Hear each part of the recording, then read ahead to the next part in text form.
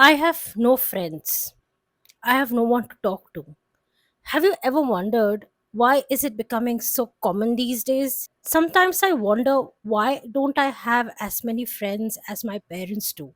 My mother keeps telling me that she has so many friends.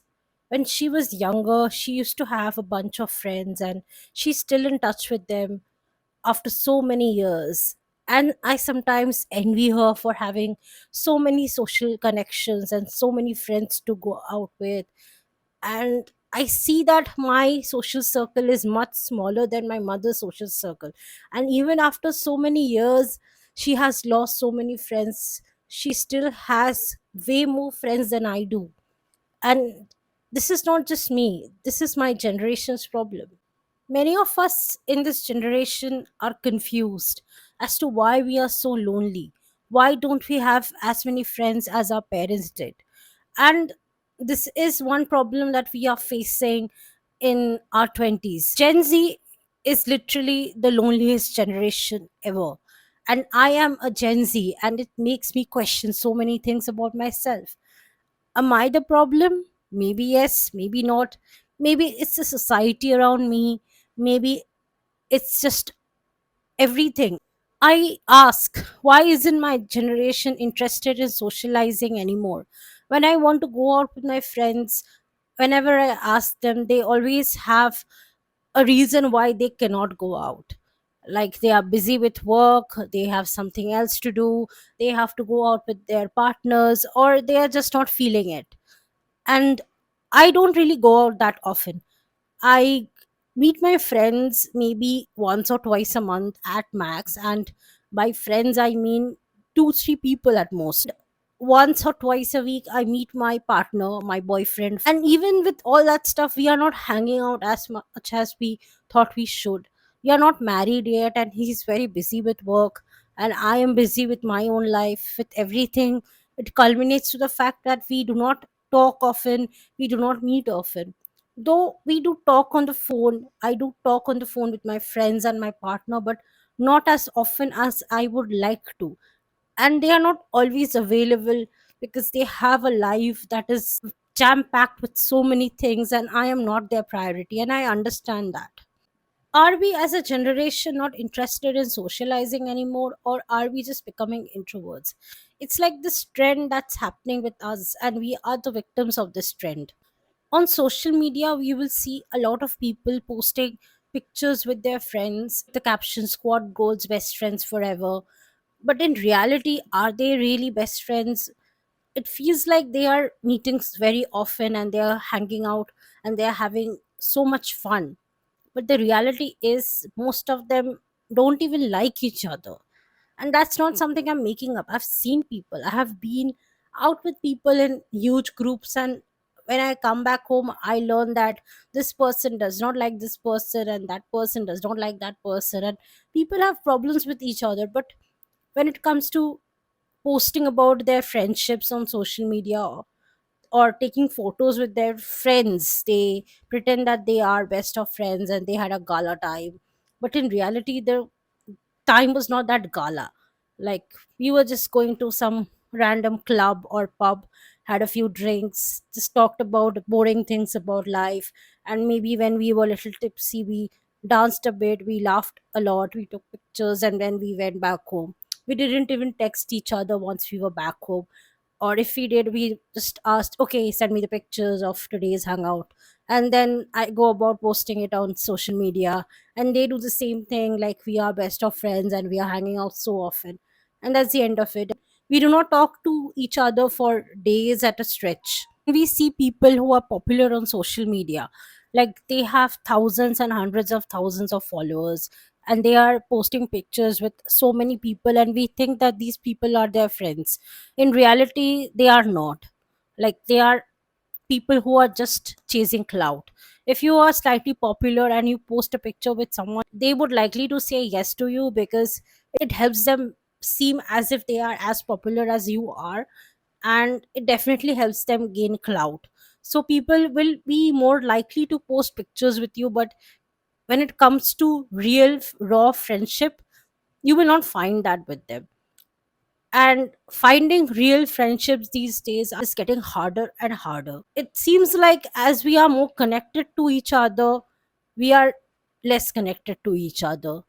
That's the irony of life right now. I think one of the possible reasons behind this loneliness and this crisis of not having a friend is because it's to blame the television and the popular media like books. Popular media depicts friendship as if this person who is going to do anything for you, would give their life for you, would be there for you at your beck and call, and it's like this tight bond of never ending unconditional love for each other, where everything else in their lives can take a back seat because their friends need them. But in reality, that's not possible. In reality, your friendship takes a back seat and everything else in life is more important. You will not miss an important interview for a friend. In reality, you will not do that. But in movies or in TV shows or in books, you will see if a friend is in need and they have an emergency, their best friend would leave an important interview and to go help them out, and they would say that I will be there for you no matter what. Even if that means that I have to leave this job interview, I'll find something else. But that's not ideal. You will not do that in reality, and no one will do that for you in reality. That's something you need to accept in life. You might have someone whom you can call your best friend, who is close enough in your life, but that best friend will not go above and beyond for you. In reality, we cannot be there for our friends all the time. We cannot meet them daily if you're not living together, or if you're living nearby. We cannot talk to them daily because of other things in life that takes up our priority list. TV shows depict these friendship in some idealized version of this. That's what most of us want in life, a friend who is going to be there for us no matter what. And this is one of the reasons why we end up not having friends, because we do not give other people the chance to be our friends, because our expectations are way too high from someone, and most people cannot meet those expectations. We cannot accept that fact, and since we can't accept that, we do not give these people a chance and let them stay in our lives, because we feel that these people will disappoint us and we will never find such friendships that we want in life. So why waste our time and why try? But the question is, whose fault is it? I think the simple answer to this question is, it's our fault. It's our fault because we expect so much from other people, and in reality, those expectations cannot be fulfilled. Ask yourself that, will you do so much for your friend even if that person is ready to do so much for you? Chances are you cannot. There will be times when you will put your foot down and say, listen, this is my boundary, this is all I can do for you. If you want to be friends with me, then fine, but if you expect way more than this, then we have to call it off, because I cannot fulfill your expectations. And when a friend expects way too much from you, or you expect way too much from a friend, that friendship is going to be doomed. That's something you cannot help with, because if you expect someone to be there for you all the time, then you are going to set yourself for failure, because most of the time people cannot be. We need to be okay knowing that people will be busy, but it does not mean that they are not our friends and we don't have to cut them out. Like relationships, friendship require the same amount of effort from us. We have to spend time with them, we have to talk to them on a regular basis, or else they will drift apart. Unlike family members who know that they are related to you and they will be there with you. Even in today's day and age, family members also drift apart if you are not in touch with them and if you're not there for them. But since we know that they are family, there is an obligation for us to stay in touch, even for social reasons. But when it comes to friendships, if you are not putting the effort to keep that friendship, please do not complain if somebody breaks off the friendship with you, because it is a two-way street. We prioritize our personal goals over socializing, and friendships are taking a backseat because of it, and people are getting offended because their friend did not pick a call because they were busy with something, and that becomes one of the reasons why you believe that your friend is toxic and you need to cut them off.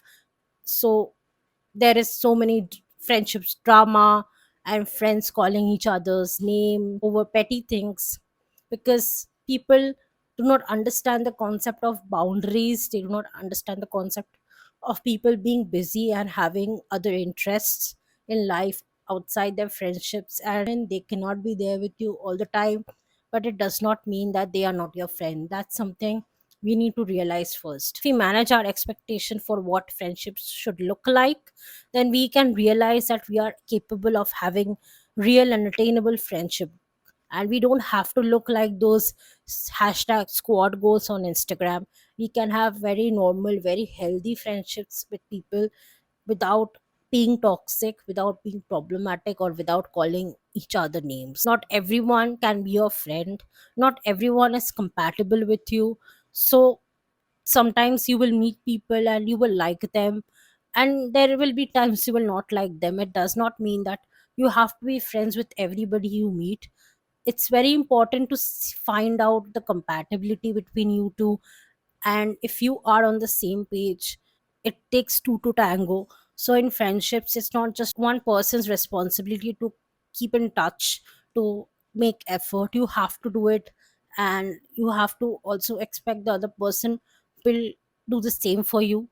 If there is no mutual respect, mutual love, mutual affection, mutual attention from you both, this friendship will not last. Most of the time friendships don't last, and when you find somebody with whom you can be compatible, with whom your expectations match, and even if the person is not there for you most of the time, but if they are there for you at least in your important stages of life, when you are going through grief, when you're going through a happy time, and if the person loves you, is not jealous of you, is not toxic to you, and you're not toxic to that person, and you love them equally, then that's one friendship you should cherish. And you can call them your best friend, but do not have extreme expectations, because when you do, there is a high chance you will really botch things up. You will botch it to the point of no return, because it takes so much time to build a relationship like that, and it takes 2 seconds to destroy it. So don't destroy what you have. I know it can be really troubling to put ourselves out there and make new friends and socialize, and it can be very hard for people who are generally introverted.